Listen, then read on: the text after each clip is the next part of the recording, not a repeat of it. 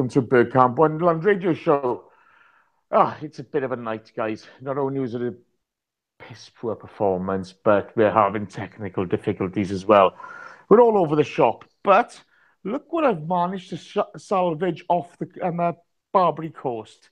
It's Chris Carpenter. How are you, Hello, Chris? Jace. I'm all right. How are you, mate? Yeah, not too bad, pal. Not too bad. As you already know, we're not we're not at our slickest tonight. You No, doing well?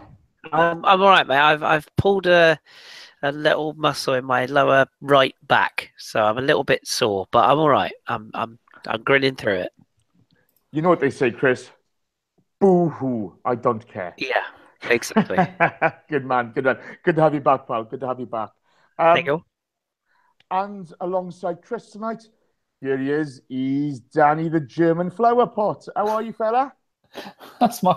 Well, I'm trying out this thing for once because I'm sick of those fucking headphones. We have bought probably over 20 sets of them, 25 quid a go, and they keep fucking breaking. So I think this might be the future. It was a tenner, and you use your own earbuds. Nice. So hopefully, I sound all right, people. Let me know if I sound okay. Well, who cares? We're having one of those nights, aren't we?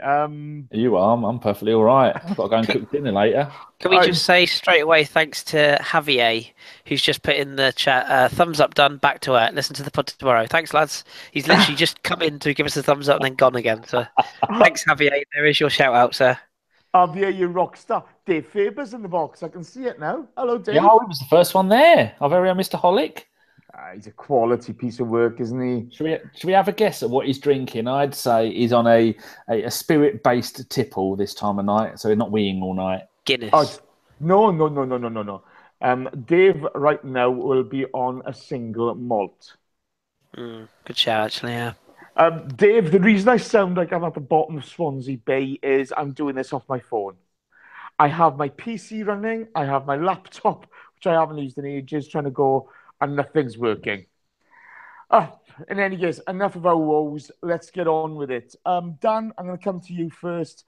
The lineups. We had a really strong selection, I thought, for the game. Ospina, Chambers, Mertesacker, Holding. Nelson, El Nene, Wilshere, Maitland-Niles, Walcott, Alexis, and Giroud. What did you think of the selection for the game? Well, looking at it, you think straight away there's some players there that are playing for fitness, like Jack Wilshere and Mr. Sanchez, because they've been away and been injured. It's nice to see Jack back. Giroud hasn't been playing much because he's now a sub player, and Walcott has been playing almost no minutes this season. So that's why those two were playing. Reece Nelson are playing right wing back. I'm not sure if that was a good idea. Some people were saying on Twitter they'd rather seen someone like De Boichi come in and play right wing back and see Reece Nelson playing where Walcott was. But when you're paying Walcott £100,000 a week, you can't say to him you're not even playing in a League Cup game against a team which was in the fourth tier of English football this time last season.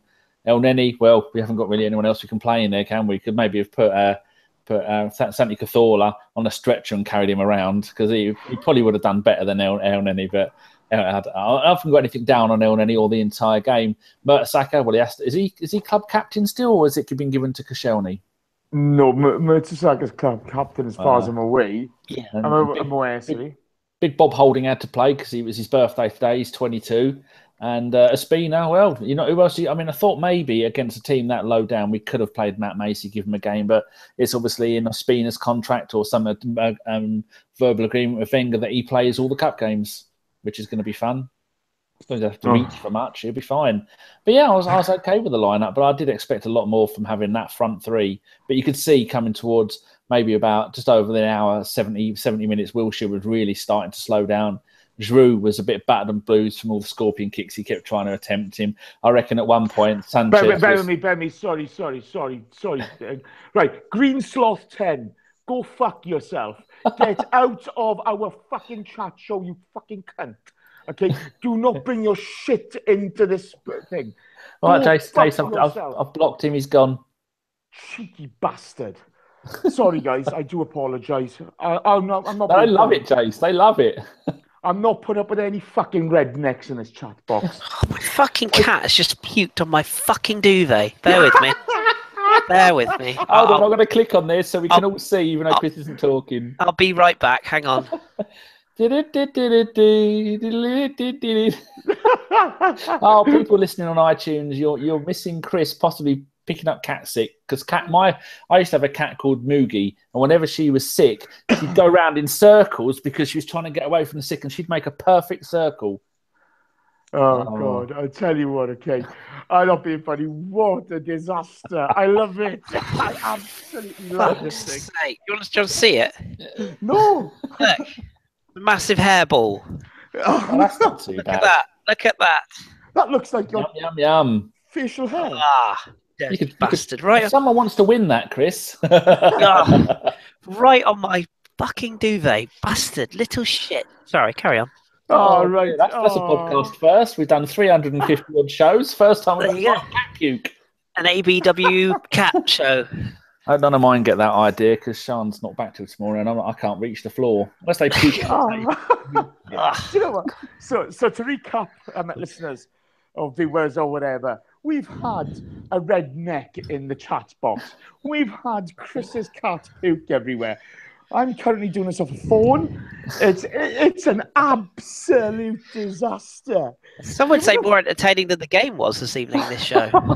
Actually, there are people on Twitter that would much rather have seen your cat being sick than watching that tonight. Oh, he was doing that proper, that heaving shit where they get the shoulders in and that. Oh, yeah. Proper God. Deep. Right, you pair. Stop. Sorry. Stop. Oh, the draw's been done. I don't care. Oh, we care. Right. Chris, how's the draw? Straight off the bat, let's go to Ollie's effort on goal. Yeah. Good, wasn't it? Yeah, it was. He does that. He does that well. It's weird because for a guy of that size and a guy of that kind of stature, you don't really expect it from him, but he does it time and time again. With the scorpion kick last season, we remember at Palace, at home to Palace, and he has. He does I vaguely remember he sort of scored a very similar scissor goal once upon a time. I can't remember who it was against, but I do remember him being side on as he finished a goal once upon a time. But yeah, he's very technically good, is Ollie G, and I thought the pass over, I think, was it Jack who clipped it into his path as well? It was a decent pass. And that was quite early on as well. I think that probably would have set the tone if we'd have scored early, and probably would have sort of given us more opportunities to break them down earlier. But no, he's a class apart, Ollie Giroud. I won't have a bad word said about him. These are the sort of games that he'll be looking to get, as well as the starts that he will get eventually in the league season as players tire. But no, he's quality, and it's a shame it didn't just drop below the bar because the keeper was just nowhere near it. Beautiful technique as well. Yeah, he showed his quality there, didn't he? It's a shame he didn't finish it off. But then we kind of went on from there. We seemed a bit disjointed. You had Alexis taking the ball off Ollie's foot at one point. We didn't seem to have much shape going forward. We didn't hold our shape at all. Everybody was everywhere. How did you feel sort of the first half progressed from there? I think it was looking promising for the first 20 minutes. It looked like Theo Walcott was really determined to do something that he's never done before and have a really decent 90 minutes. He had a couple of decent runs. He was hacked down a few times. I mean, I was wondering if Kolasinac is probably watching this somewhere, and the way Theo went down, Kolasinac is probably looking at it thinking, what the fuck are you doing? They could shoot me and I'd still carry on. But the second or third time that Theo went down, he did get a free kick on the edge of the box. He also took a corner. That might have been in the first half. It hit one of their players and come back out. I thought, well, that's Theo should never take corners again. But I suppose he was all right, because you're going to struggle to get too much delivery against a team where they are playing a flat back nine, which is what they were coming up against at times. And you had Sanchez dither-dathering around the edge of the box, trying to put the ball through to people. And you had the same with Giroud. Every time he tried something, he was getting pulled down or pushed. A couple of times Giroud went over and we thought it might have been a penalty. I think there was at least two of those. So when Doncaster had come there to do the only thing they really could do, they were never going to outplay us. They weren't going to outlast us. They did well to put up with I think we had 20, according to the BBC, 27 shots on goal. 8 were on target. We had 10 corners. 57% possession. So, yeah, I didn't really expect much else from this because who was it? Their manager is Darren Ferguson, who was manager of my local team, Peterborough United. I've seen him manage there many, many times, and he is usually he's like a bit like Barry Fry. Don't worry about the score, just go out there and score goals. And lots of games end up 7-4 and things like that. So I really would have expected more goals from today. Do you want a fun fact about Doncaster? It's a shithole. Well, that's true. Hello to all of our Doncaster fans. They tweeted at the weekend. We featured this on the Pipsters pod. They put a tweet out. I think it was midway through last week, advertising for a new kit man. Applicants, so it's just a tweet saying, anyone fancy a change of career? We're now taking applications for a kit man. So there you go. Well, I'm still waiting to hear, but they weren't very keen on neon pink, sadly. But yeah, you don't get that in the Premier League. You don't get Pep Guardiola saying, "Yeah, we're looking for a laundry attendant" on Twitter, do you? Nice. Well, he's on the internet. I got to love him for that. Right. Okay. In the chat box, we have Dave Faber, Reese1237, Lossless, Forza Football, Daniel Cronin, Daniel Fry, West London Goon, personal favourite, Corey Sealis, 82 Seaside, 73295, and Gazman Jones. And Gazman Jones wins already. To be fair, I'd be sick on that disgusting budget duvet. Well, Gazman, what do you expect from Poundland Jesus? Gaz, behave yourself, you little bitch. 82 Seaside, is it? I'd expect this to be 5-0, to be honest with you. Not with this podcast, I can tell you. Right, Chris. Oh, Jesus. Yes? Sanchez... I'm going to go straight to the goal, actually, because we've really messed this up today. Although we weren't holding shape in attack, Sanchez picks up the ball, middle of the park, and puts a beautiful ball through for Theo to score. Talk me through it. Let me know what's happening. I mean, it's a very good goal. It's this kind of goal that when you're playing a team that is going to sit in deep and is going to protect the back four with a front five and just going to sit and essentially just box themselves in, it's the kind of pass you need to unlock a team like that, because getting down the flanks is one thing, but they're going to pack the penalty area. You're not going to be able to play through them. You're going to have to go over them. And Alexis, we know he's got that quality. I don't know about you guys, but I don't think he's anywhere near at the level that he was at last season yet, fitness wise. I think I've seen a lot of people question his attitude and all of this. I don't think it's anything to do with attitude. I just don't think he's at the level yet. I don't think he's sharp and match fit yet. So I think that will come. When that does come, I think we'll see the best of Alexis. And it was a delightful pass, and it was the sort of thing we know we've got in his locker. And credit to Theo Walcott. I know Danny's going to probably come in about Theo a little later on, but it was a very, very good take and touch and finish. And that's the sort of thing that, when, as we've said 1,000 times before, when Theo hasn't got time to think, he's a very good finisher. He didn't really have time to think, but the first touch made the goal, drew the goalkeeper, and a lovely take. So not sure about the Archer celebration, not sure what that's all about. But decent goal for a player who's, as we've said a number of times, is a bit of a crossroads in his career. So if he's going to perform and he's going to get chances for the league side, he's going to have to impress in competitions like this when he gets the chance. No, absolutely, pal. I'm sorry, guys. Right, somebody, who is it? Somebody made the point in the box. It was a team without much chemistry. You got a lot of players coming back with rusty. Dan. We looked disjointed. We looked sloppy. We weren't sharp at all, were we? And when you look at the number of caps on that pitch, even with the rustiness taken into account, I was a bit surprised. What did you think of it, Dan? About what, the overall performance? No, well, in the first half, the rustiness of the players, with the quality.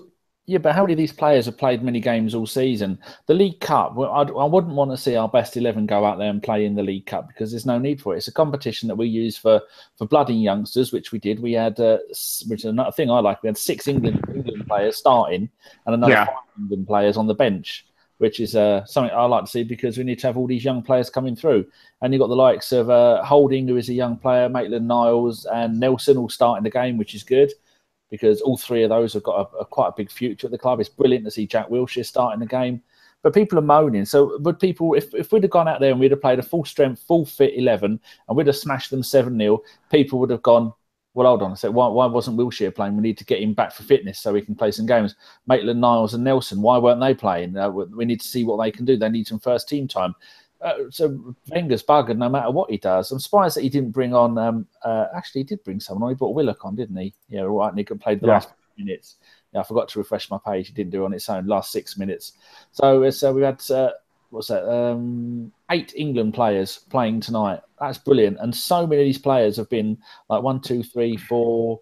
I suppose Walcott could be classed maybe as come through the system because he was here when he was 17, 4, 5, 16. 6, 7, 8 youngsters. No, Chambers, 9 youngsters have come through tonight, and they've all played a game.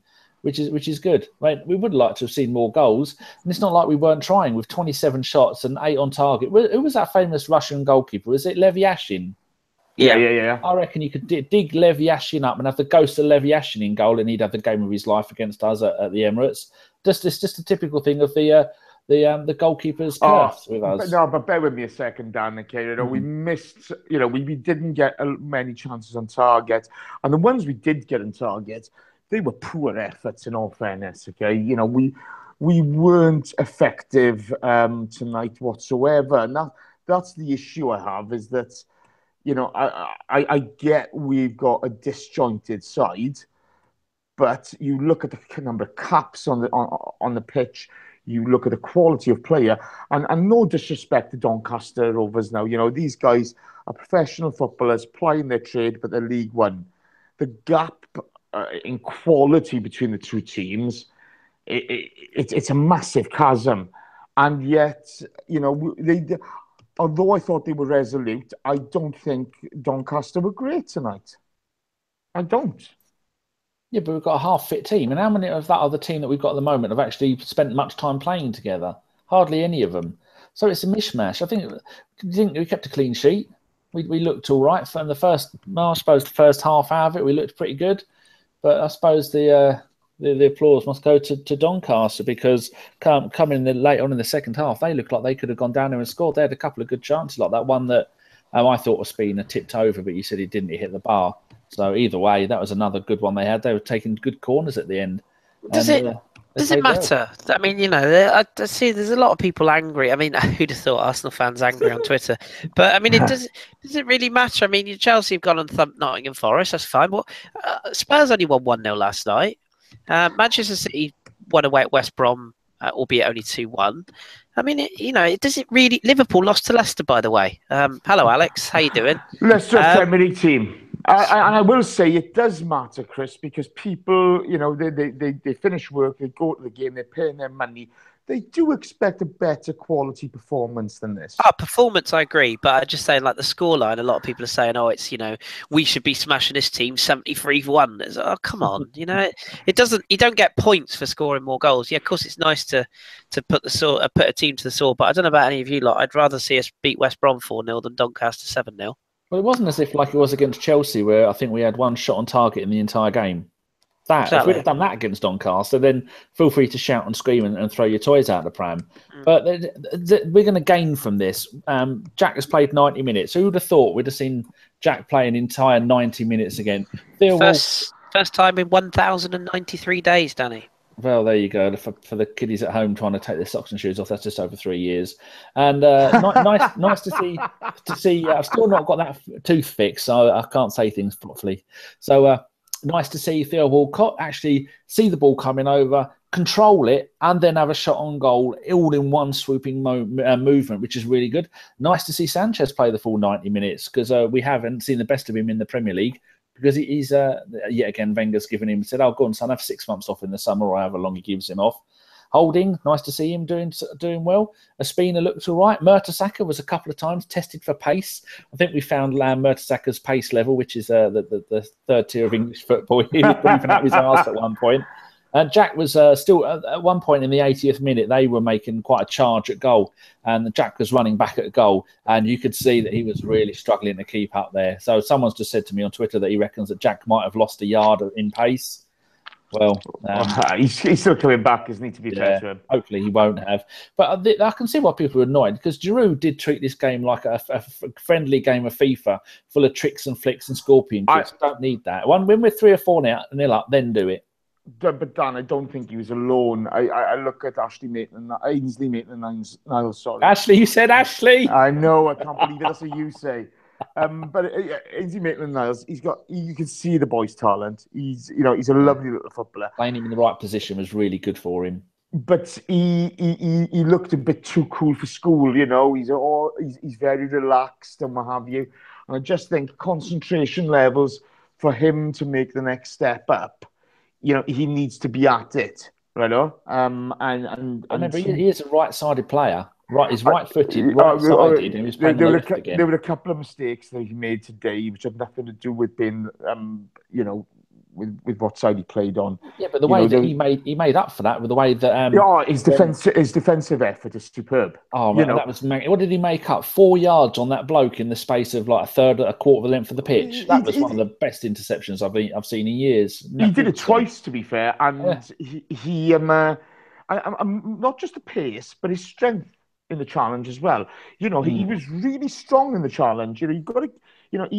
He's made mistakes during the game, but to be fair to him, he's made up for them. And you could just see a top quality footballer in there, but he's got to get his concentration right. Is Chris still there? Oh, yeah. He is. It's your bloody cat. Yeah. It's the guilty party right here. Yeah. Dirty bastard. Oh, yeah, nice. Between your cat and redneck racists, I don't know what the hell's going on. Seriously. Chris, there were certain points in the game where, as Danny's alluded to, pair got kind of caught up the park or whatever. And in the first half, what I really liked was Chambers, even though he's rusty, he's not had football since the summer. You could see him move into position, covering. You can see his football intelligence really develop. Shame he went off at half-time. Do we know why he went off? No, not seen anything. I don't know whether he was, as you say, whether he was just rusty, whether it was one of those situations where he's sort of coming back and being eased back into the game, and he felt a little niggle. Dom said to us on a number of occasions in the past where players sort of have injuries and then they come back. It generally does take them a while before they're fully up to speed, so they can often do a little bit of a tweak or a little bit of a pull or a strain. But yeah, there's nothing come out that I can see on Twitter as of yet. Actually, no, I tell a lie. Something has just come out. Wenger apparently quoted as saying that Chambers suffered a recurrence of his hip injury and could be out for 1 to 2 weeks. So, yeah, probably that does sound to me like, as you say, as we said earlier, coming back not too soon, but maybe just pushing it that little bit harder, and something goes a little bit pop. So, yeah, I think he's. Is he going to be the future as he once was proclaimed to be? Only time will tell. But it's nice to have 2 options of young English centre-backs rather than just sort of putting all the pressure on Rob Holding, because he's obviously going to have a period of time where he's out of form as well, as he showed at the start of the season. So I think, getting Chambers back fit. I know it's maybe not a popular view, but I would always rather have had Chambers than Gabriel personally. So I think that's going to be the option Arsene Wenger has when he's back fit again. Yeah, I mean, you look at Chambers, and I couldn't believe the talk in the summer that we were considering selling him, especially after the decent loan spell he'd had at Borough. Where he's sharpened his game up. He's played at centre half all season, even though Borough went down. He played well in defence with Ben Gibson, and I can see parallels between Holding and Chambers, where when they first burst on the scene, yes, they're lauded as better than Cannavaro, the next greatest thing ever, and as soon as they lose a bit of form, all of a sudden we're on them, and we're like a pack of wolves on them. And these two young lads, they're top quality players. They at their level, they need to be developed properly. Dan, I'm just looking at the Doncaster's last game. They lost 1-0 at home to Scunthorpe, and they played the formation of 4-3-1-2. And tonight they played 5-4-1. So I think that's a big part of the reason as well, isn't it? Yeah. To be fair, I thought they were very disciplined. I thought, especially our first half where we did dominate the game. And that Condolo looked pretty decent. Didn't he have something to do with Man City? Yeah, Man City trainee. Man City training. But, we dominated the game first half. We had enough chances. You had Theo have a couple of chances. Ollie had a couple of chances. We weren't effective in attack, but Doncaster held their lines, made it difficult for us. And that was the story of the first half. We were a bit sloppy. We didn't take advantage of our challenges, of our opportunities. Sorry. Let's go to Will Shuddan. How do you feel he performed in the first half? Well, I just wrote a few notes for the first half because the second half wasn't as good. But at one point, people listening on iTunes, I'm putting both my hands in front of me, giving them a wiggle like two fat players. So Jack was running down the middle of the pitch, and these two players were closing in on him like two lions going after a bison for an afternoon snack. And rather than Jack from recent years would have just carried on going and tried to swerve through the pair of them, he didn't. He looked to one side and he got rid of the ball. And now he did that, I think, 3 or 4 times tonight, at least, that I counted, because I was watching another website of stuff because I got a bit bored.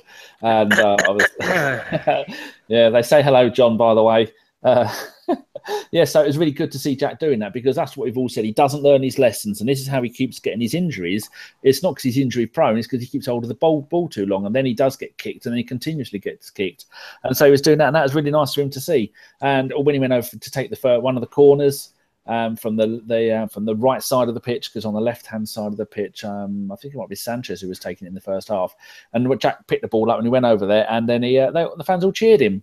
And then about a minute later, the ball went back out again and Sanchez got it. And I think there was a few people that might have booed. I'm not too sure, because the commentator spoke over it. And I thought, is that them booing Sanchez again? That's not good. But overall, I'm really happy for Jack. He's shown that he can play 90 minutes and that he was very disciplined as well. Because a lot of the time in recent seasons, he's had a touch of the Alex Songs, hasn't he? He's been all over the place, but he was like a metronome, up and down the pitch, get the ball, pass it away, intercept the ball, give it, pass it, and move on again.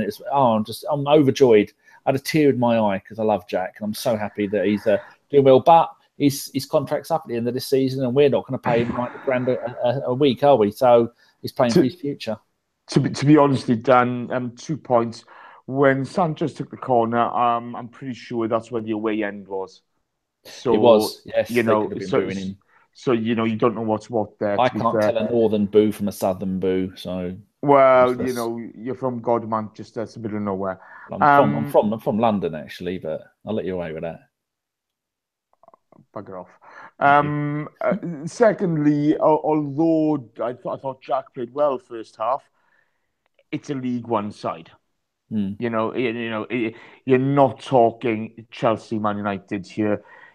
He's got a long road to recovery now, and again, in a similar vein to Chambers and Holding, let's not put too much pressure on him. Let him get the minutes under his belt. Let him get his game sharpness back. And he looks better than El Neni. He had a much better game than El Neni did. El Neni was just doing his usual. I like El Neni. I've got a lot of time for him. But El Neni's not the type of player Jack is. Let's be honest. We know what El Neni is. Chris, in the first half, we couldn't hold our attacking shape. Beginning the second half, we lost our defensive and midfield shape totally. What do you put that down to? Again, as somebody's already alluded to, is it down to the fact that the team had no chemistry, not enough time on the training pitch together? Just had a sneezing fit there. Nice. Yeah, it's all going off tonight. Yeah, chemistry's a big thing. I think you've got, if you play together each week, you get sort of a rhythm, you get a feel for each other's games. Again, it doesn't bother me too much. I think for me that there's the real benefit of the game tonight, particularly as a whole, is the fact that players have all got game time. Like Danny said about Wilshere, obviously we know Chambers now got the injury, but there's experience for the young boys as well. I think you always get these sort of performances second half, or I say you often get them because there's just a as you quite like you say, players are trying to find their positions, are trying to adjust. I mean, we started the game with 2 players technically out of position as it is, without then changing it up again. You see substitutions happen as well. I say I don't read into it too much. I think that's exactly the reason why, the chemistry thing. But ultimately, of the starting lineup tonight, how many of them are going to play against West Brom next weekend or next Monday? Not many. So it's just an opportunity to get more legs, more game time in the legs, and take that on when these players are required. That's what we've all said. We want a squad that's ready if and when required. So we've got that now, and if we can integrate players like Wilshere into the first team setup when called upon, then great. I'm not completely sold on the Jack is back bandwagon, but games like this are only going to help him, and we've seen who we've got in the next round is another home tie, so probably an opportunity for more minutes for him then, as well as some of the other young players. David, sorry, 73295 was just put in the chat box. Question: was that a hairball, or did Chris just shave his armpit? Both. Look, let's be fair. I'm not sure if Chris or the cat picked up the hairball. It could have been either. And you've shared a room with Chris. It's not pretty. True. You don't need to say anything. It's not Got a pretty. question for you, Jace. Yeah. We saw tonight that we were playing right-footed right winger Maitland-Niles on as a left wing back, and we were playing Reece Nelson, who is a number 10 in the old-fashioned style. He's much like Sanchez, where he can play anywhere across the front 3. We're playing him as a right wing back. Now we've got the same problem with the Jeff, who is I think he's another winger, come midfielder. Do you think it's going to do these young players any damage? The fact that they're playing out of position and in a formation that they probably haven't played before, because those two should be playing in a 4-4-2 or 3-5-2 or something like that, or maybe playing behind the main striker. No, I don't think it's going to do any damage. Look, as far as AMN is concerned, he's a very talented guy. Okay, he's a really talented kid. Okay, hold up here. Oh, LCFC. Hello, George Kuru. I'd just like to say, go fuck yourself. You're at the chat box. He had a point. I don't care. I don't care. I'm putting Is that Leicester City fan or Leatherhead City? I don't know. Chill Doctor, second half's atrocious. I nearly broke my TV. Yeah. Yeah, look, as far as AMN is concerned, he's won a Junior World Cup in the summer. He's a talented guy. The good thing about him tonight is when he did make mistakes, he made up for them. It's game time that's important to him, right? It's being included in the team and developing as a player. And it's not his favoured position at times or what have you, but he's learning a bit of flexibility. He will come into his own, and he's got to earn the right to play in his favoured position. Okay, that's the truth with all these kids. When it used to gripe my shit when you used to say in the podcast, Stefan O'Connor, future Irish legend, Dan Crowley, future English legend. They've earned nothing. They've earned nothing.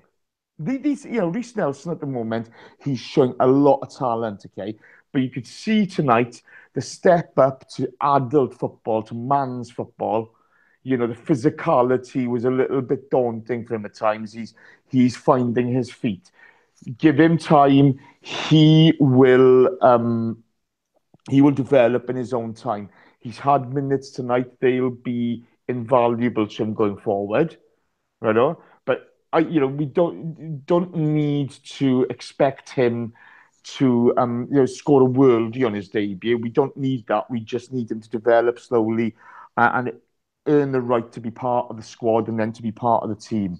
So I think Mr. V, that's really harsh on Iwobi. They've got to earn the right to play. Right? And for Nelson, I thought he did quite well tonight. He wasn't outstanding, but he was solid. And the boy, how old is Reece Nelson? 17? Yeah. Yeah. He's a young boy. This isn't the Spanish league where it's not as physical, where somebody breathes and you get a free kick. It's not the feeder league. No, it's not the La Feeder, La Fraudster league. That's the one. this is a hard league. Doncaster, a physical side. League One's a physical league, and I thought Nelson did well. Chill Docs is just asking, why doesn't our academy produce any defenders? Well, you have Julio Unpronounceable. Pegazuelo. Bless you. He's a decent player, and he was on loan last season at a Spanish team that I come up in Mallorca. Mallorca, yeah. And he was left out for most of the season. But I think once they realised they got relegated, didn't they? Yes. Once they realised they were relegated, he played in had a run of about playing in the last 5 or 6 league games, and he was played really, really well. But one of the best players. But let's be fair, okay? How many other big clubs have developed their own defenders? Well, for other there teams, aren't many. No one. The last big you don't have to nowadays, do you? Yeah. I mean, don't forget about Christian Bielik as well, by the way. Because he's going to be a superstar.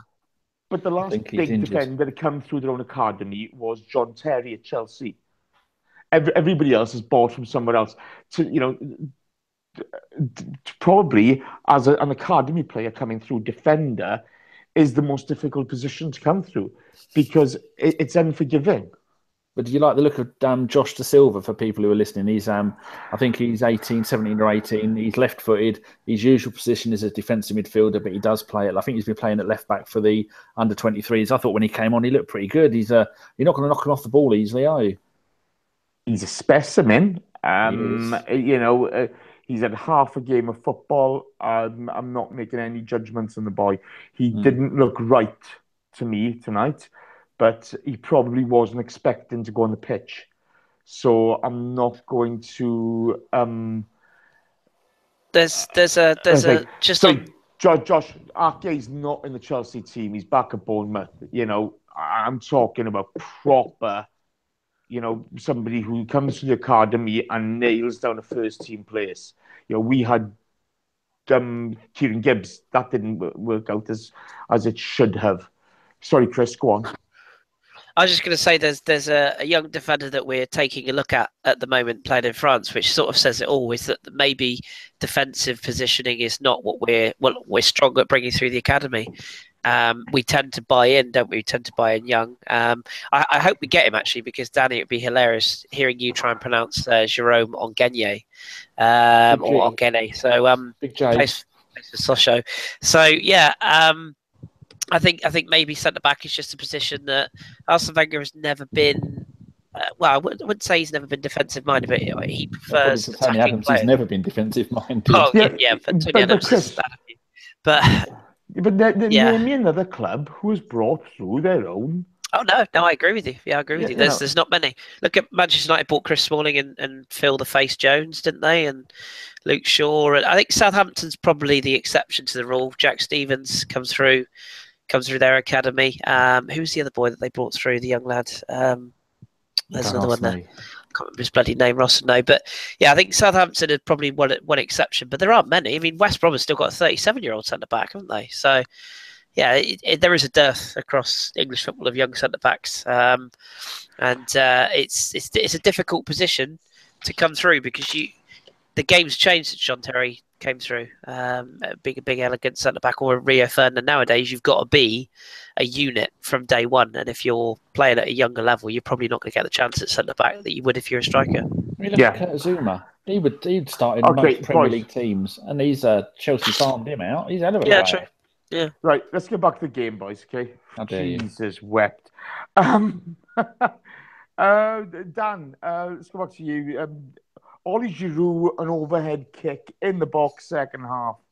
With the recent, we spoke about this on Sunday on the radio show, and I've got my thoughts on overhead kicks at the moment with head injuries in sport.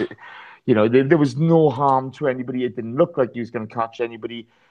But do you think he should be making that challenge at this moment in time with the way, after the Mane incident? What do you think? I think that's a sign that you don't rate your opponents if you start doing that early on in the game. And he tried 2 of them in the game, and neither of them came off. And I think someone didn't someone in Europe at the weekend get sent off for a similar challenge to like the Mane one? I don't know. Yeah, I think they are going to start cracking down on it because Joe Rogan's always going on about head injuries and saying they did the NFL in America did a test on over 1,000 ex-NFL players, and 99% of them had one form of brain damage or another from constant impacts. So maybe, I mean, football isn't a contact sport, though, is it? Isn't it? Yes, it is. It Is is, it? but The challenge Yeah. you're referring to, Danny, was Naby Keita's for That was Leipzig. it. For Red Yeah. Bull. Which Rasenball. where he raked his studs down the side of the guy's face, but yeah. Yeah, but then you had the one for Man City, their goalkeeper. He got, Yeah. the one against Mane, and that looked terrible.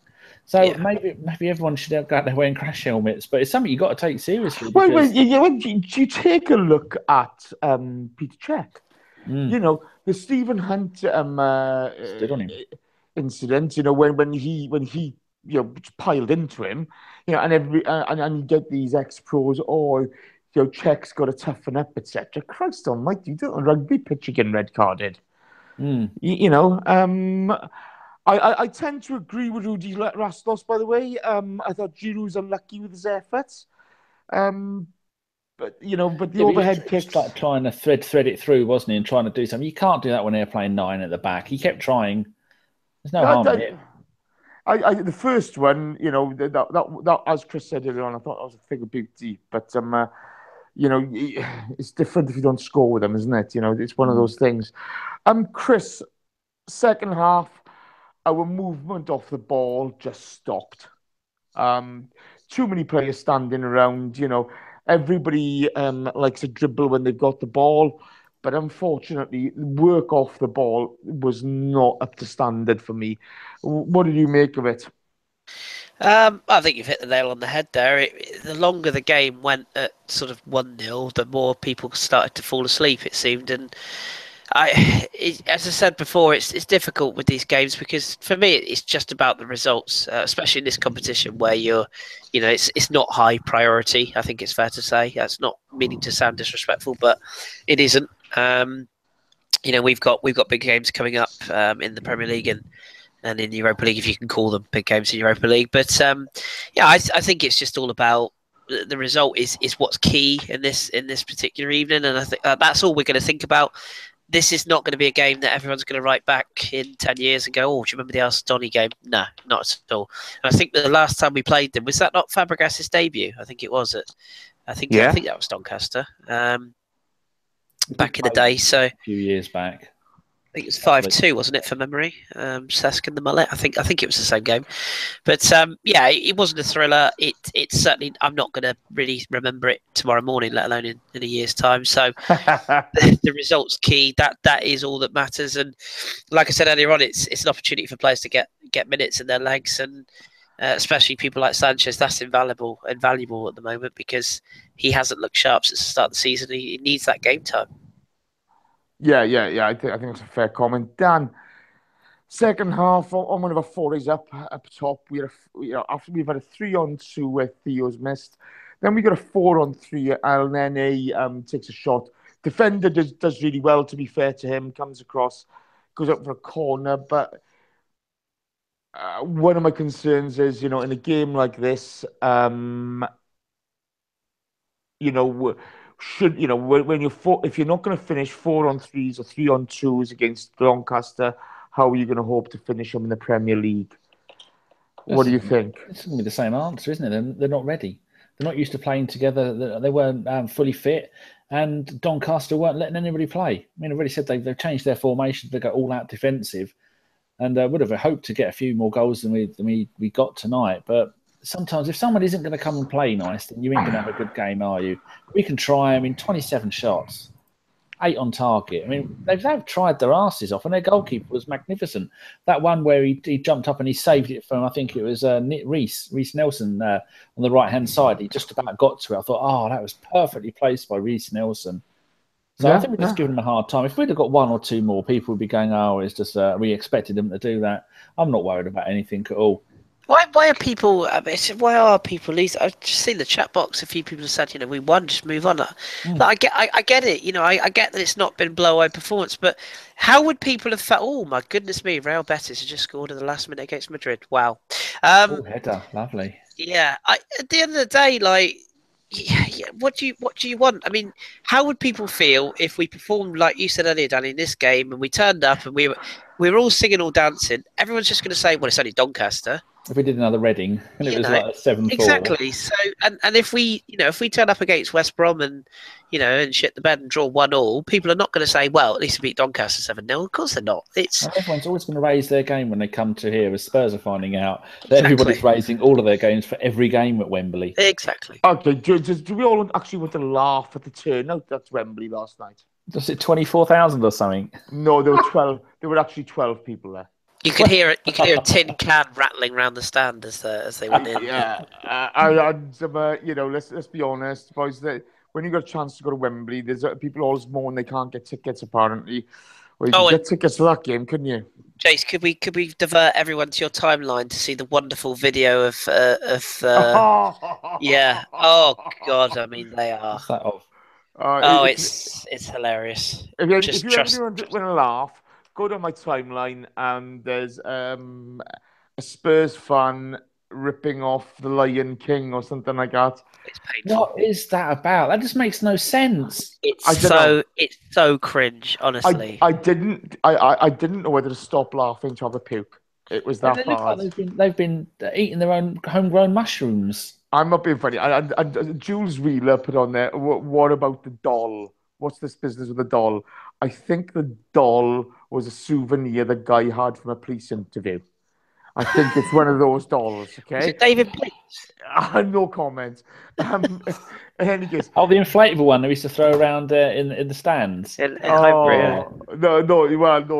wasn't that nice. Gideon makes a point in here. He's put no chemistry. I think that has got a lot to do with tonight as well. Okay, so right on. We were talking about this now, okay? It's a no-win game for us. I like to accept that. But when you're at a club the size of Arsenal, surely, these no-win games are the ones that for the guys not in the team, for the youngsters coming through, they're an opportunity to prove themselves. And I don't think there were any terrible performances tonight. I think the no chemistry, disjointed argument is bang on the money, and we got the job done, so who cares? Guys, when you logged in, are you logged in as the Bergkamp-Wonderland? Oh yeah, logged in as your own one. I'm logged in as Bergkamp-Wonderland. So am I. That might be why your computer isn't working properly. Oh, there you go. Amateurs. Because we're both commenting in the chat box, both as a Bergkamp-Wonderland. I'm going to say something defamatory and blame you. Well, to be fair, okay, crack on. But I'm hosting. Well, never mind. So, Chris, what do you think of that? It's a no-win situation, but surely this is the opportunity for the Giroux, for the Alexises, for the LNAs to put their hand up, and not quite taken tonight, unfortunately. Yeah, It's really difficult, isn't it? Because again, stop!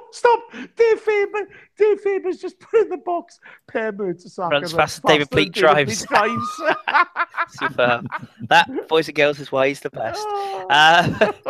No, I hate. I sound like a bloody broken record here, but I'm going to say the same thing again. You cannot win. It's like you said there, Jace.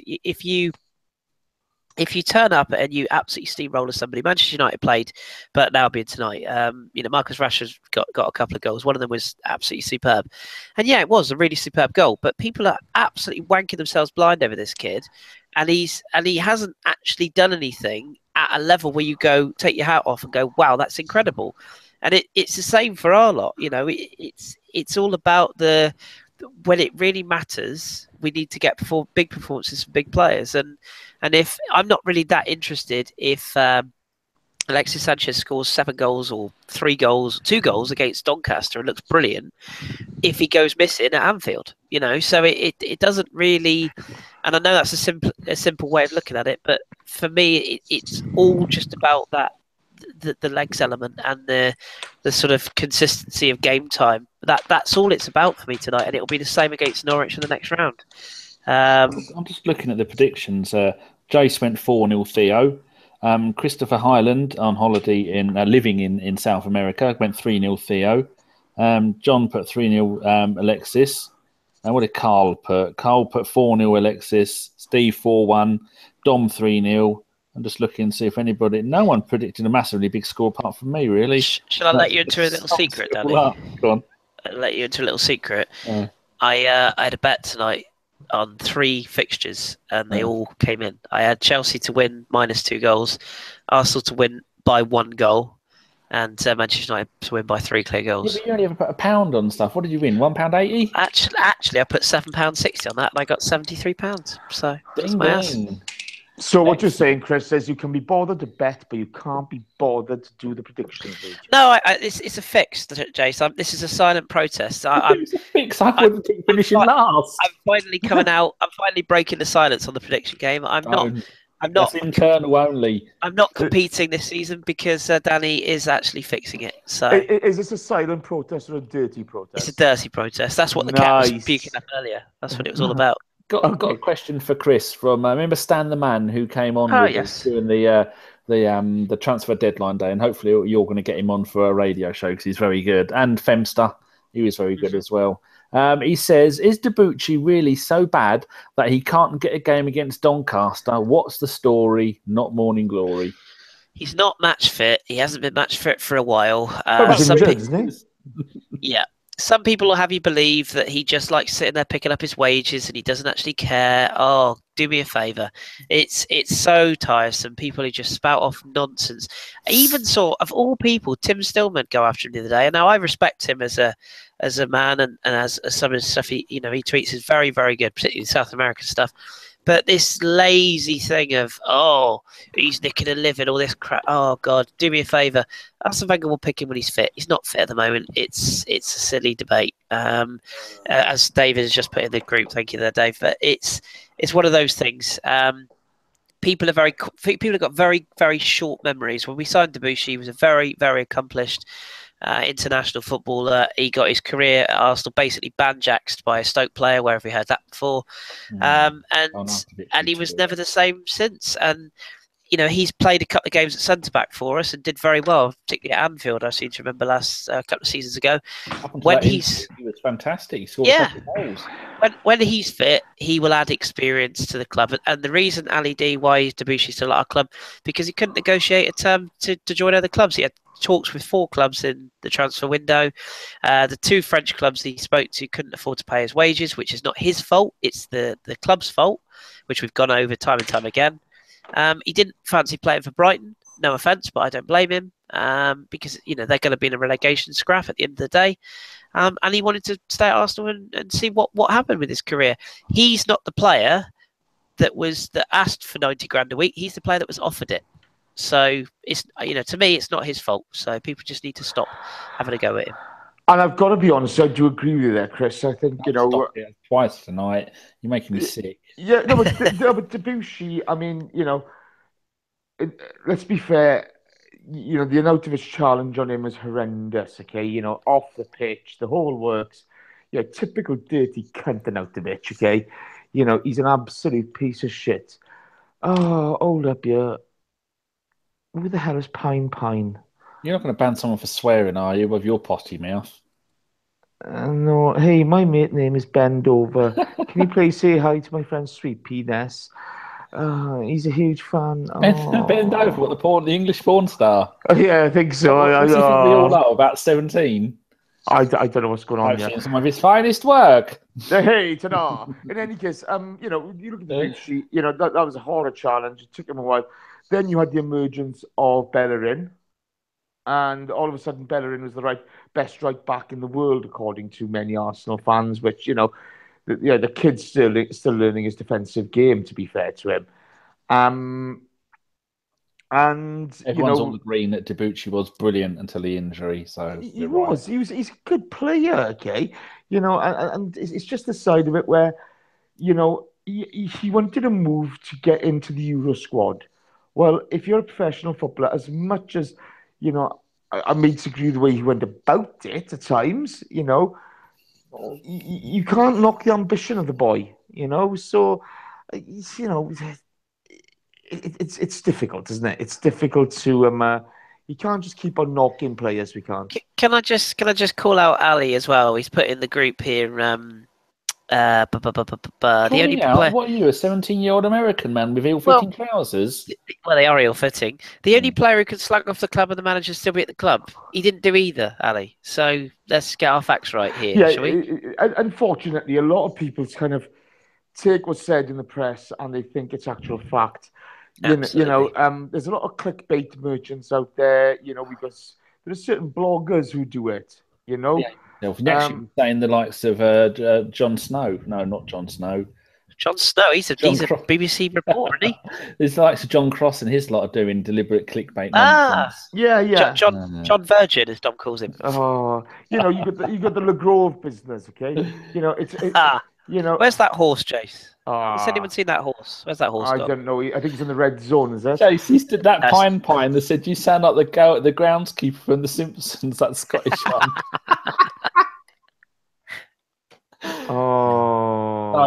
Don't upset him, Pine, because he'll find out where you are. He has a certain set of skills. Yeah. In anything that we ever, let's get back to this, okay? It's very difficult nowadays because we've seen in the summer where certain members of the hierarchy of the club are briefing against other members of the hierarchy of the club. Then you've got the clickbait stuff, the nonsense and what have you, the sensationalist side of it. And if you catch anyone on the right day, you're going to react, aren't you? Jace, here's a prime example. Okay, I'll give you this as an example. We can draw a line under Debussy after this. The same people that are in the chat box tonight. I'm not having a go at you guys per se. You've got the right to your opinion, but the same people that are having a go at Debussy are the exact same people that are lauding Jack Wilshere's miraculous return to being a committed Arsenal player. The same people that slag Jack Wilshere off for removing all of his Arsenal links in the summer. So let's just have a little bit of realism here. Players change their minds. Players have issues. Players have offers of clubs. Jack Wilshere went on loan to Bournemouth last season instead of staying at Arsenal fighting for his place. So sometimes people just have to look a little bit further outside the rabbit hole. That's all I'd say. Yeah, to be fair, I try to take the viewpoint of, I don't know what you're like in this, Dan, but as long as at the club, we support them. God love Francis Coughlin. I hope he turns into bloody Pele every time he takes the pitch for us. He's not going to, but I've got my opinion on him. But when he takes the pitch, I want him to do well. But once they leave the club, then they can go fuck themselves. Welsh justice, right there. But Dan, I mean, what do you think of that? It's a difficult balance for a professional sportsman nowadays, especially footballers, with the money that's bandied about, and they've got to think of their long-term career, etc. Can they ever win? No. In a nutshell, no, not really. It's always going to be, no matter what you do, they're going to pick holes in it. There's probably people picking holes in what the Super Pep is doing at Man City with his superb ability to turn shit players into great players. No, what's that? No, I mean, you had to go there, the good players. You had to go there, didn't you? Dan, that was a sentence of absolute beauty. Well played. Kyle Walker, £50 million. I've not had dinner yet. Right, to everybody in the chat box, as usual, thank you very much for joining us. We're going to wrap up the game in a second. If you've got any questions, please put them in the chat box. As usual, if you do kind of, whether you like or loathe what we do, if you can give us a thumbs up or a thumbs down, that would be really appreciated. As I say every week, the guys, every single member of the team, they give their time up for nothing. We don't take anything out of this. It's a bit of fun for us, and we're lucky enough to be able to interact with you guys. So, as always, thank you for, partaking in it tonight. Got a question. Bear me a second. I've got one question for the pair of you. Ooh, so, on, first half, we dominated, not much end product. Decent finish by Theo. Second half, we fell off the rails. It was a poor performance second half. I think Jack kind of sums it up quite nicely. He looked good first half, not great. Second half, you can see the skill level there, but it wasn't quite as effective as it was first half. What did you think of the game overall? Who are you asking? I'll go to Chris first in this. Yeah, I think I summed it up quite well earlier. I'll stick to my my standard reply of very underwhelming, very forgettable, and bring on Norwich. That's it really. It's a means to an end. If people don't want to take the chance on a performance like this, there's a reason it's probably about 10 quid to get in tonight, and there's probably a reason why the ground's half empty. It's one of those games good for the kids to go and see a game and whatnot. People that can't always get to games, it's good for them to go and watch a game. But yeah, it is what it is. It's a win. Let's move on. West Brom. That's the important game now. Okay, Dan. You're never going to beat a team who's playing 9 at the back, who haven't come there to play football. They've come there to not lose badly. They had a couple of attacks, which I think if they had scored, it'd have opened the game up more, but it didn't. And I suppose you've got to take the positives out of it. We've had players that aren't fit to play games. We've had players that we thought we'd never see play games. And we've had some youth players come up and do really well. Okay. Dan, do you want to go with that question now, mate? Certainly do. It is. It's now moved down. Where is it from? It's from Jim. He says, was there any repercussions for Jack fighting all the Man City reserves a few weeks ago? Do you know, Jace or Chris? No idea. Chris? No, there wasn't. No, I don't think there was. I don't even know if they get. I think they get suspended at youth level, but no. He got a 3-game ban, but that only applies to under 23 games. So yeah, Arsene Wenger was very quiet about it, wasn't he? He didn't really mention. I think he's mentioned that he likes the fact the player has fight and all this jazz, but yeah, it seemed to pass. Like as with everything in this country, it's a massive story for 24 hours and it's kind of gone, isn't it? So. There's another one from Mr. V. He says, did the Chelsea game show that Ozil cannot start big away games? Go on, Chris. What's the latter part of that? The Ozil doesn't. Did the Chelsea game show that Ozil cannot start big away games? I wouldn't say cannot. I think I tend to agree with sort of a lot of people that are quite big in the Arsenal community, whether they're saying that it was actually really nice to watch a game on Sunday where we could change tactics, change players, and still look secure. And then there's a plan B. The one thing with this back three is it's easy to switch to back four. And the one thing you've got when Mesut and Alexis play, we've proven from that Chelsea game we can still get a performance out of people. Whereas I think last season it was all about, well, what's Alexis going to do and how's Ozil going to set him up? It's nice that we're now looking at the bigger picture. The other thing as well as I'm curious is Arsene Wenger has done this before with players that are in the last year of their contract. Silva Wiltord is listening in quite intently at this point. I wonder if Arsene is also making a bit of a point to these players, particularly to Mesut, and sort of. I'm not disputing there was an injury, but I don't think the injury was as bad as maybe it's been made out. I think he probably could have played if we'd have needed him. And apparently he didn't train the next day either. Yeah, but he wouldn't, would he? Because if he's photographed in training, everyone knows it's a ruse. So, I think it was one of those that Arsene went, you know what, this game isn't suited to you. You're going to have to suck it up. I say I'm all power to it. And that's nothing against Mesut because I love him. But certain games, the couple of podcasts I've listened to this week have said about the Geeson Park, Darren Fletcher element from Ferguson's winning teams. We'd rock up at Old Trafford. They would always be in that side. And they get, Park Ji-sung got a winner against us, didn't they? Because they weren't flash players, but they were players suited to that game. Park Ji-sung played in every big game for United. He did, didn't he? Yeah. So certain players fit certain fixtures, and away at Stamford Bridge in a tight game, Mesut as a sub maybe, but as a starter, well, he proved at Anfield it's not really his bag, is it? So he's proved in many a big game that he doesn't turn up, to be honest with you. And the one thing, I'm not sure if it was Jeff or I can't remember who said on this week's podcast, but there's a difference between doing your running and actually putting your foot in. And Mesut doesn't put his foot in. And, it makes me sick to my core when people say that's not his job. It's everybody's job to defend, to put your foot in. And one of the things with Mesut and Alexis, if you're not committed to the club long term, fine, you have your right to move. You're a professional sportsman. I don't begrudge you a big payday, and I don't begrudge you a good career. But as soon as you leave, you can go fuck yourself. But this club has to have a future with players who are committed to it. And I hope Arsene Wenger is, giving them a lesson. And I hope he's going to go forward with this. because as much as I love Mesut Ozil as a footballer, and Alexis' quality is there to be seen by all, and both of them in that respect.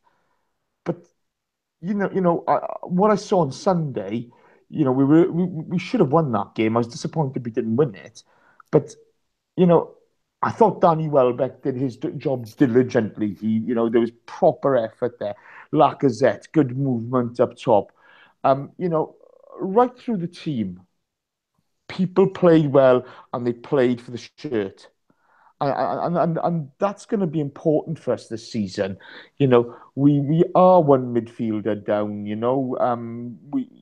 We did need another one to come in. We need to manage the team properly. It's going to need everybody to participate. I thought El Neni did well when he came on. We had the upper hand by then, but El Neni looked a far better player on Sunday than he did tonight, which we can see why. But if Mesut Ozil wants to play in the big games, he has to perform. He's got away with far too much, in my opinion. There's no such thing as a short answer with you two, is there, for fuck's sake? No, sorry. Who we all know did that wonderful interview with Tony Adams, and he's been on with a book review with us before. He says tonight's attendance, as a tweet, has been confirmed as 44,064, making it the lowest first-team crowd since the club moved to the Emirates 11 long years ago. Well, it's Doncaster. Wasn't the weather for it either, was it? And it's still 20,000 more than Spurs at. We go and have a quick look. David, as our very own Mr. Goonaholic, has said, Debucci faces a dairy future, a pay-as-you-go contract. Diaby future, yeah. I know. So I said, yeah, he's and he says, play a pay-as-you-play contract back home and pray he can recover from the ounce of it assault. I said, that's because Debucci has been milking a living. He'd be good at a dairy. To see if anyone else put any good points. I've got one here, mate. Right, Danny, this is for you, and it's for Zare Petkov. And it's: would you feel confident with this team for the Barca Europa tie after tonight? No, because even though it's just the Europa League, those teams are some of the best teams in their countries. They'll be used to playing together. We play too many young players out of position, and I don't want them to get the Rob Holding, Callum Chambers effect, which is at times we think, oh, that's not good for them. So no, I don't want to. I want to see proper players playing in the proper positions and more first-team players. But I'd like to see those on the bench and then come on to get a game in their correct positions. Let me see the best of them. Okay, cool. I know I can go on for an hour like you two. Well played, sir. Sing a song if you want. Shut up, you tart. Chris, Josh Kakaluskas asks, West Brom on Monday, Barty on Thursday. Do we see Ozil on Monday or rest him for Thursday? Monday, yeah. I think he plays Monday. I think you'll see two almost different sides next week. I think Barty, it's a long trip. Who have we got after that game? Have we got a game on the Sunday? Yeah, I can't use my phone. I'm doing this off it. Sorry. I'll look it up. But yeah, I think we'll see two different teams. I think West Brom on the Monday night. I think we'll probably see a full strength as you can get. Logically, we should as well. Sorry. Down.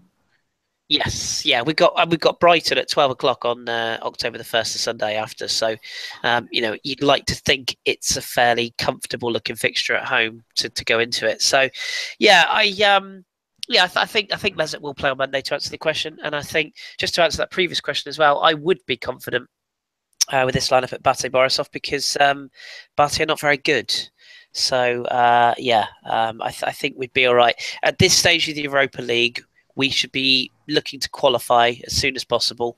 And then after that, where the Europa League is going to test us is when the Champions League kicks out in February, if we're still in it. That's when it will be the key. And Cologne proved that the other night. They were good for 30 minutes or so, and then they fell away badly. So I think we'll be all right in that competition. As long as we pick a decent enough experienced side, we'll be all right. For granted, that's the most important thing. Well, okay. Dan, Forza Football asks, is there a reason we're playing Alexis in the lesser games? He does comment, I don't know if that's the right word. One or word. Do you think it's just fitness? Yeah, that's all it is. Yeah, agreed. Yeah, agree. Okay, Chris, Peter Graham asks, where do you see Malcolm from Bordeaux ending up? Somewhere very in the middle. very good, very good, very good. Somewhere bigger than Bordeaux, sadly. He's a very, very talented young boy. Probably, if I had to put money on it, I think his game suits La Liga. I.e., he's quite good at tax dodging. No, I think allegedly. No, I think he'll end up at a very big side. I don't think he suits the English league, but he's a very, very talented player. So if you haven't seen him, give him a watch. Very, very good. Okay, Gazman. Chris. Have you seen the question from Gazman for Chris? That's where I'm going. Go on. That's where I'm going. Chris, Gazman Jones asks, where did you get your duvet from, please? Did he go into Debenhams and ask for something that looks like I've murdered a prostitute from the bottom of my bed? Well, Gaz wouldn't know because Gaz is a man who doesn't have very much taste in life. Hold up, yeah. Would Gaz not know about prostitutes or duvets? Oh no, Gaz would be very, very au fait with prostitutes. He's a mate of John's. The rumor has it he has to pay to get people to bring him coffee at work because he's that unpopular. He's full of it now, but just he wait until I start lumbering him with podcast to edit again. He'll soon go quiet. So, Gaz, it was where did I get this from? I think it was a duvet shop in town. Okay, we don't care. Right, enough. Beautiful. Dan, Callum Rankin, I do apologise, Callum. He did ask this earlier on. It's slightly off topic, but do you think Diaby could have been the next Vieira if it wasn't for injuries? No, just because he's big, black, and good. Different type of player. Completely different type of player. He is a slightly attack. You look at that. They always say that you look back at the game against Liverpool where he played almost in the number 10, sort of like a midfielder stroke going forward a little bit. 2 goals, ran the game, absolutely amazing. He would have been. I'm trying to think of a player that we've got at the club at the moment that he would be like. Maybe a little bit like Santi, possibly. Whereas he's all over the place and good at passing the ball around and making good runs and scores the odd goal. I don't think we've really got anybody at the club because he could stick a foot in as well, couldn't he? He was a good tackler. It's more of a Patina than Vieira. To be fair, Faber nails on the head. No, he would have been the original and outstanding Diaby. Yeah. Has he got a new club since Marseille let him go? No, he's just training. I think the inevitable will happen fairly soon. I think on a TV show and they were showing him Arsenal fans talking about him and he started crying. Yeah, but I mean, absolutely ruined. All because of that fuckwit at Sunderland. What a player he would have been. He's now playing in the Australian 5th Division. Oh, good luck to him. I hope he falls off a fucking cliff. Bell end. Yeah. I think Diaby and Sanogo starting their own club. In Plymouth. How's Sanogo doing that? Is he at Auxerre? Toulouse. He's not exactly hot on the goal streak, but really? Yeah, I know that's going to surprise many people. He scores 4 goals every game, doesn't he? No, he's at the right club for his level. I'll say that much. Nothing against Toulouse, but he's at the right club. And if I tell you Toulouse is 13th in Liga, that will sort of give you a good idea as to the sort of level he's playing at. But no, he's good luck to him. You know, it was a gamble when we signed him. He was 50 quid in a packet of pork scratchings, and you know his performances were quite similar, to be honest. But he's only made 2 starts for Toulouse this season, so he's only 24, believe it or not. Well, I don't care. Richard Aina asks, if Wilshere gets back to full form and fitness, should he start in the first 11 as part of a midfield 2 or a midfield 3 drop in Ozil? I'm going to answer this, actually, boys. Not a chance in hell. Agreed. Again, this sort of Wilshere worship.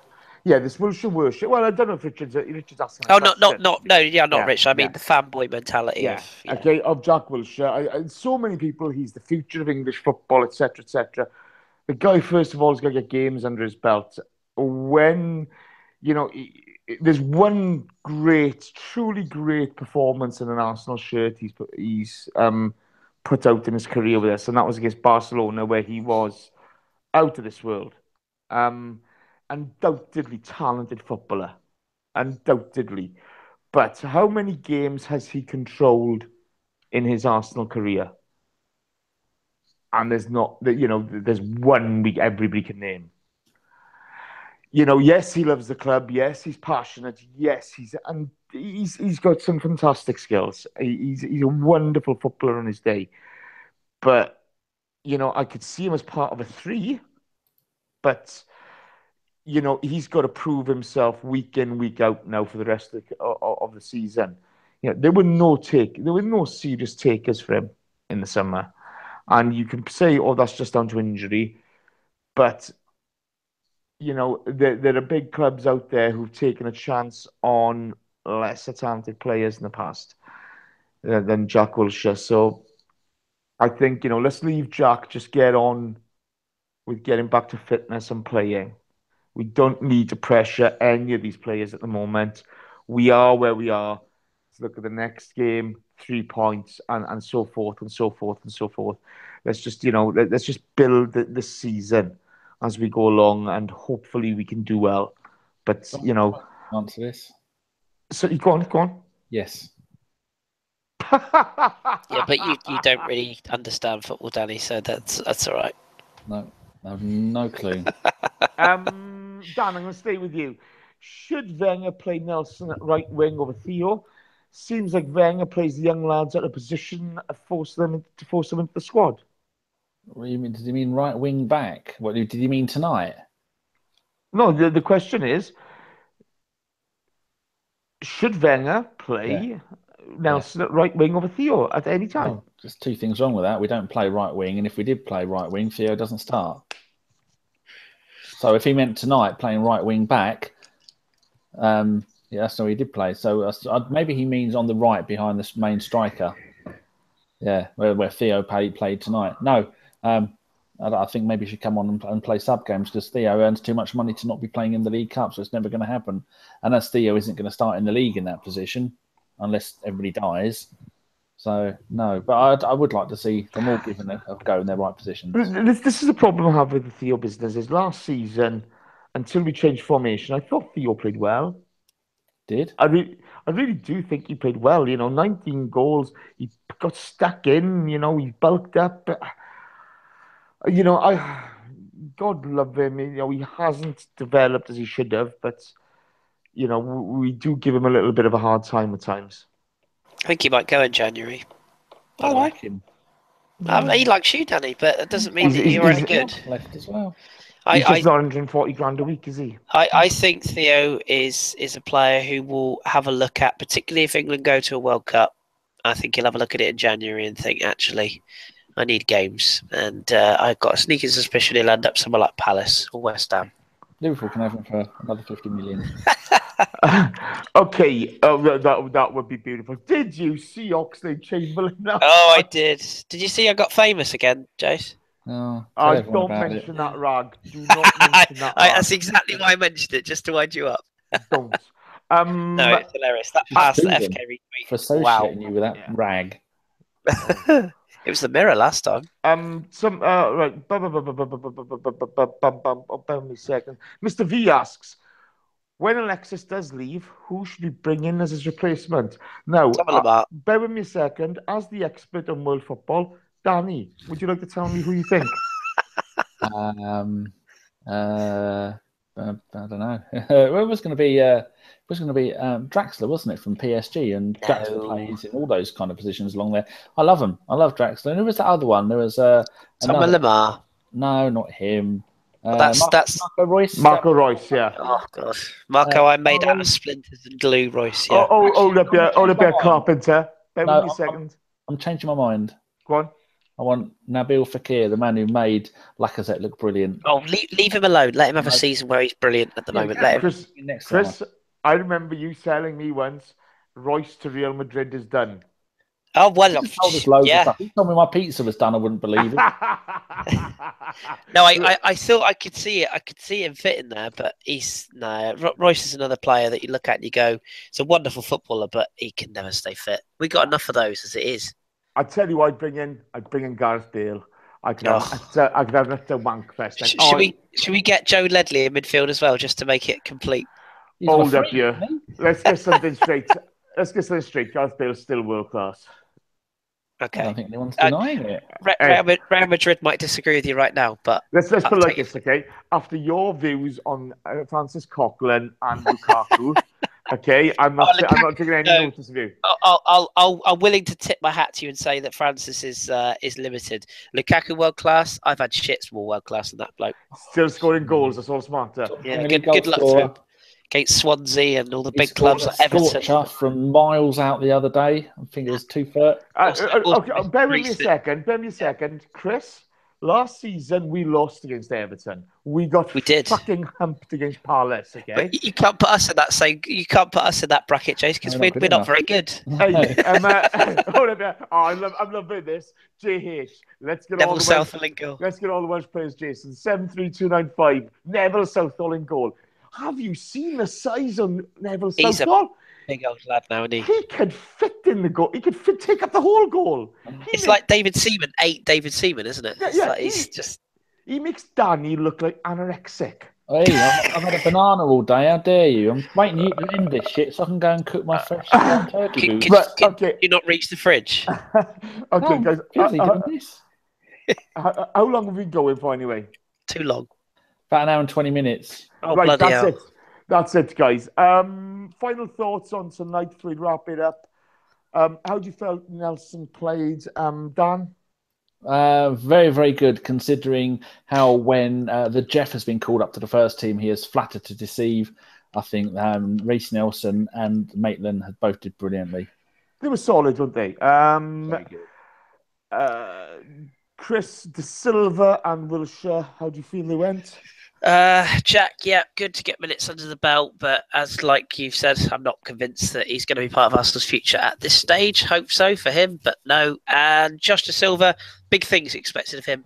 He's a player that Arsene Wenger's name-checked in person a few times and said that he's a player he thinks will have a very big future. So, yeah, I'd like to see a bit more of him. I hope he doesn't go all Glenn Kamara on us. A young Lenny Henry. Absolutely, right. Yeah. Okay, that's that for tonight, guys. As usual, 117 people still watching. You guys are mad. They got nothing. They got nothing better to do. Poor buggers. They're probably just hanging there from their noose and they can't reach the computer to turn it off.